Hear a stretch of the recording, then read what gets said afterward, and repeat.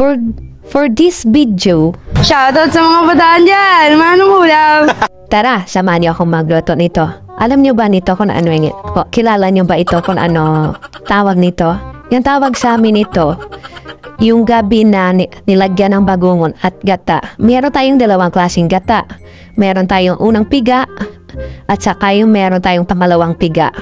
Wow naman! Yung unang gata, yon ang atin ilalaga sa gabi.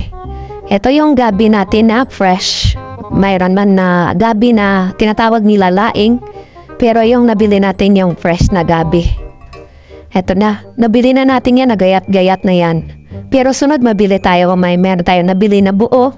Mabili tayo ng buo kay kita mismo ang magayat. Heto na, nilagyan na natin ng luya. Ang isang purpose sa luya yan ang pampatanggal ng karot.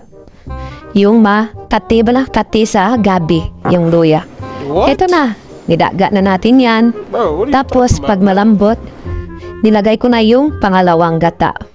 Pero actually, dinagdagan na namin ng gata ay yung gusto ng kapatid ko marami-raming gata.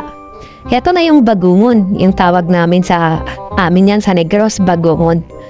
Nilagay ko yan na pag medyo luto na at malapot na yung ating gabi. Kasi kung ilagay mo yan ng maaga pa, baka hindi mo yan makain kasi manigas yan sa loob ng kanyang alokaba o sa kanyang shell. Sana all. Ito nagyalo-halo ko na dyan.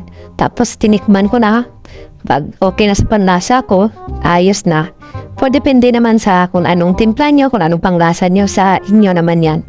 Siyempre hindi tayo diyan mapahuli. Kumuha na ko at kumain ako. Ito na yung kalabasan sang luto natin. Thank you for watching. God bless po sa lahat. Please like, share, and follow Vlog TV, YouTube, and TikTok. God bless.